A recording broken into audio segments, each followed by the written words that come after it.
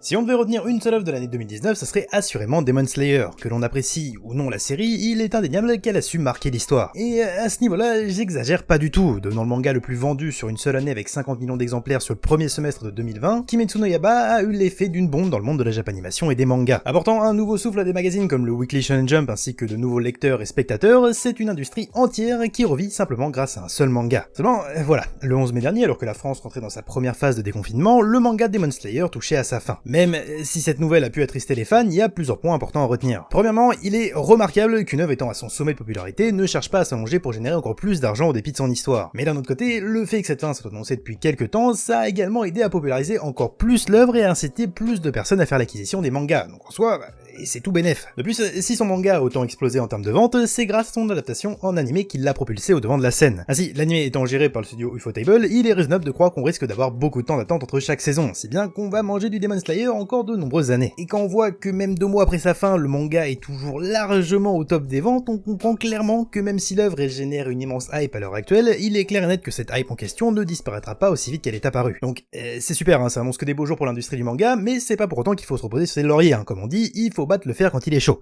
Allez, j'aime bien utiliser l'expression. Surtout que c'est pas la seule grosse série à s'être arrêtée récemment. The Quintessential Quintuplet, qui était présent dans le top 5 des mangas les plus vendus de 2019, s'est terminé le 19 février dernier. Quant à The Promised Neverland, qui lui aussi était dans ce fameux top 5, il s'est arrêté il y a quelques semaines de ça.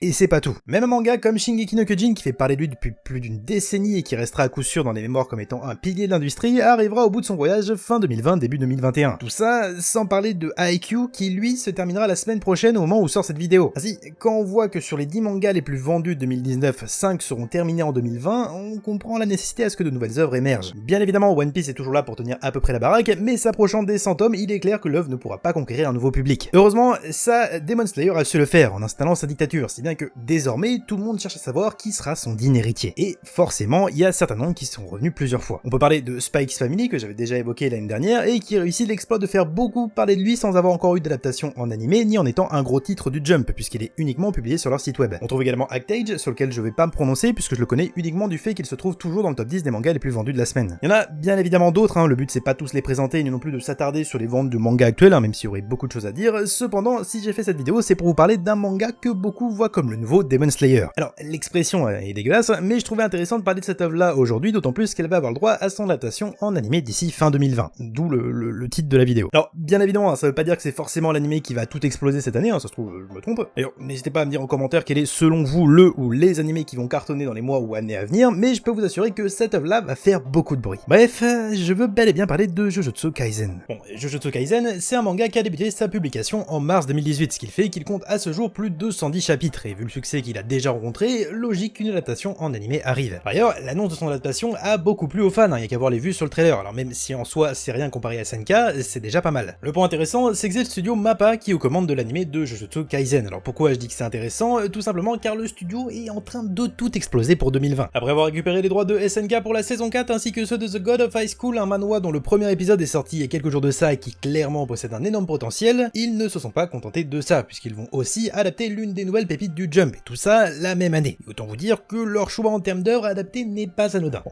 alors, hein, c'est bien gentil tout ça, mais de quoi ça parle Jujutsu Kaisen? Pour vous recontextualiser le tout, on apprend dès les premières pages que chaque année, au Japon, on recense plus de 10 000 morts inexpliquées. Alors, je souligne que c'est dans le manga, pas dans la vraie vie, enfin même si j'ai pas été vérifié, mais d'un autre côté, vaudrait mieux pas que ce soit vrai. En effet, ces disparitions inexpliquées sont en réalité dues à des créatures nommées fléaux, nées des sentiments négatifs des êtres humains. Bon, je vous passe certains points de l'histoire que je vous laisserai découvrir si jamais vous connaissez pas l'œuvre, mais on fait la connaissance d'un jeune lycéen du nom de Yuji Itadori. D'apparence ordinaire, Yuji s'avère avoir une force physique supérieure à la moyenne, voire même hors norme. Un beau jour, suite à quelques péripéties, son école se voit être attaquée par de nombreux fléaux. En effet, comme je l'ai évoqué, les fléaux naissent des sombres pensées, et autant vous dire que certains lieux comme les écoles sont de véritables incubateurs à fléaux. Ainsi, pour pallier à ça, les exorcistes, qui sont en gros un groupe secret chargé d'éliminer les mauvais esprits, placent dans de tels lieux des éléments appelés reliques. Ces reliques en question sont des éléments maléfiques qui ont été scellés. Ainsi, le maléfice qu'ils dégagent est si puissant que ça agit comme une sorte de répulsif à fléaux. Je sais pas si c'est vraiment clair, mais en gros, c'est le principe de combattre le mal par le mal. Seulement, les sceaux des reliques ne sont pas infinis et finissent en toute logique par se détériorer. À ce moment-là, la relique fait alors l'effet inverse puisqu'elle va attirer de nombreux esprits démoniaques qui vont vouloir s'en repaître. Alors, je sais que je passe beaucoup de temps à expliquer un truc qui est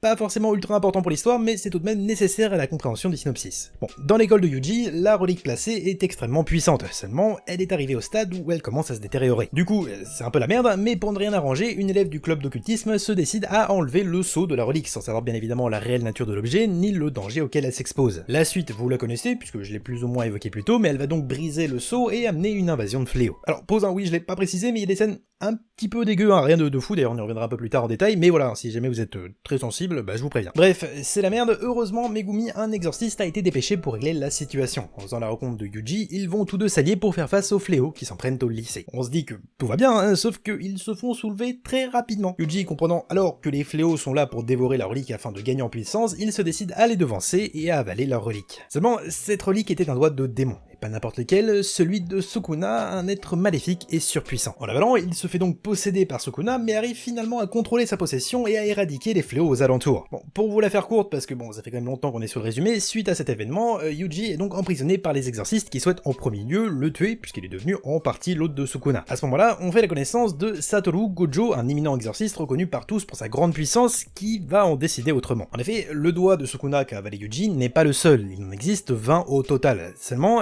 ces morceaux sont si puissants que nul exorciste ne peut les détruire. Sauf que maintenant que Yuji a avalé l'un de ses doigts, si jamais il meurt, le doigt sera détruit également. Bon, du coup le plan de Satoru est simple, faire de Yuji un exorciste et s'en servir comme une arme contre les fléaux et démons, mais surtout de récupérer tous les doigts de Sukuna, les lui faire avaler avant de le tuer. Yuji n'ayant pas le choix, il va donc s'engager auprès des exorcistes en sachant qu'une fois arrivé au bout de sa mission, il se fera exécuter. Bon, Jujutsu Kaisen, c'est génial et c'est surtout représentatif de plein de changements à venir dans le monde du manga et surtout dans celui du shonen neketsu. Le neketsu, c'est un genre de manga comme les autres, avec ses codes précis, hein. Par exemple on a un héros orphelin qui a un objectif ou un rêve, il est de par sa nature assez naïf et honnête, on peut dire aussi qu'il a des pouvoirs hors normes et que durant son aventure il va rencontrer des amis avec qui il va lutter contre le mal. Bref, tous ces codes vous les connaissez très bien et Jujutsu Kaisen les applique quasiment tous à la lettre. Ce qui est intéressant, c'est que pour mes recherches sur ce manga, j'ai pu remarquer que beaucoup de médias qu'on va présenter comme mainstream avaient produit un article sur Jujutsu Kaisen, et un champ lexical souvent utilisé pour en parler, c'est celui du renouveau, voire même de la révolution. Par exemple, sur 20 minutes on nous dit que le shonen manga se renouvelle, sur le Figaro que Jujutsu Kaisen ne révolutionne pas le shonen, tandis que sur BFM on nous dit qu'il renouvelle les codes du genre. Bref,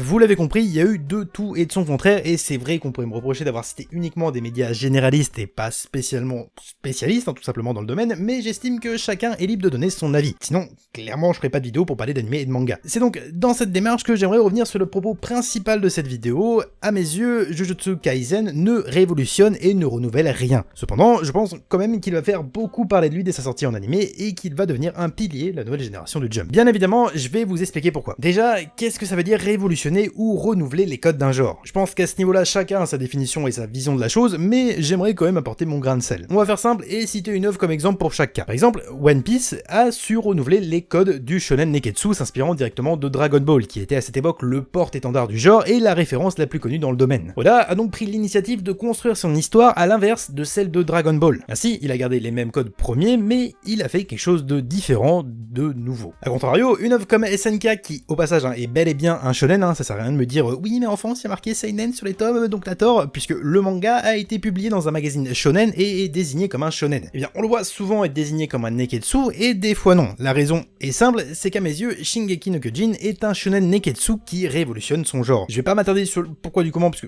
c'est pas forcément le sujet de la vidéo, mais il faut simplement comprendre que Jujutsu Kaisen s'inscrit dans l'évolution naturelle du neketsu. À la base, le premier manga reconnu comme créateur du genre neketsu, c'est La Nouvelle Île au trésor d'Osamu Tezuka, sorti en 1947. Et autant vous dire qu'on est bien loin de Dragon Ball ou de Demon Slayer, et en soi, c'est normal, le manga et ses différents genres évoluent sans cesse. Aujourd'hui, le shonen se veut plus mature, pas forcément dans ses thèmes, puisqu'ils l'ont toujours été, mais plutôt dans sa réalité. Montrer que leurs univers peuvent s'avérer violents et parfois emplis de folie. Et là où certaines œuvres se décident à vraiment marquer le coup en cherchant à révolutionner les codes, c'est le cas par exemple avec Chainsaw Man, d'autres se contentent de suivre le mouvement comme Jujutsu Kaisen. Et ça veut pas dire pour autant que c'est mauvais ou moins bien, au contraire, Jujutsu Kaisen est très bon puisqu'il s'inscrit parfaitement dans une longue lignée d'œuvres qui le précède. À sa lecture, on comprend totalement que son auteur JJ Akutami a été bercé par la neketsu, si bien qu'on pourrait voir son œuvre comme une sorte d'hommage au genre, et ça pour le coup je trouve ça vraiment cool. D'autant plus que certes il ne révolutionne rien et tout ça, mais il s'adapte totalement aux nouveaux codes qui viennent apporter un vent frais au shonen sans oublier d'où il vient. Ainsi, certes l'œuvre garde cet esprit shonen typique du genre, mais pourtant on y développe une sorte de nouvelle violence plus proche du seinen. Bref, je vous conseille vraiment de vous pencher sur le manga ou sur l'anime quand il sortira, puisque croyez-moi, on va en entendre parler pendant encore quelques années, et ça, j'en suis sûr.